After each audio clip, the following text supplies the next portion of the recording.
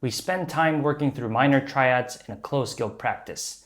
We've learned to build clean transitions and clarity across the fretboard. But now it's time to actually use them.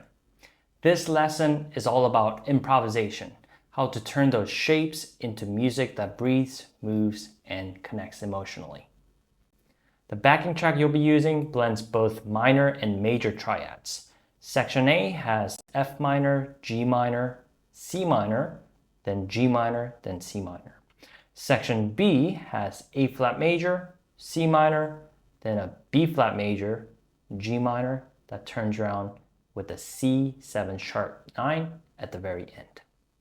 I like to think improvisation isn't about memorizing licks. It's more about hearing the harmony and learning to respond to it. By basing your phrasing on triads, you're going to be always landing on chord tones that define the song. It makes every idea sound connected to the progression instead of sounding random. When you get to the last stage of improvising with the track, I recommend following these guidelines. First, begin by playing the chords every time the chord changes, just one inversion per chord. Once you feel comfortable, see if you could connect those triads by adding fills from C natural minor scale. The notes will be C, D, E flat, F, G, A flat, and B flat. The next segment of the play along, see if you could develop single note motifs. The idea here is don't overplay.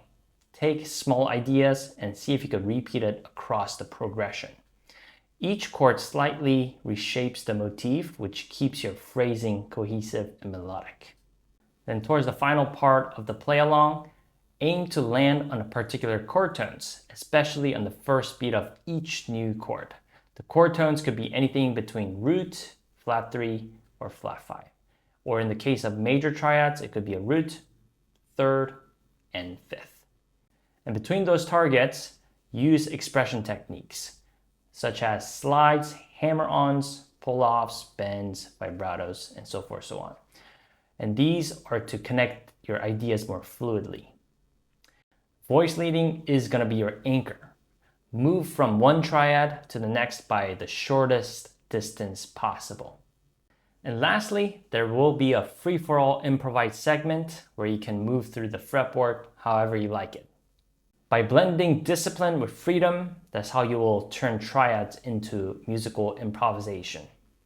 In the next video, you'll see this demonstrated over a full backing track.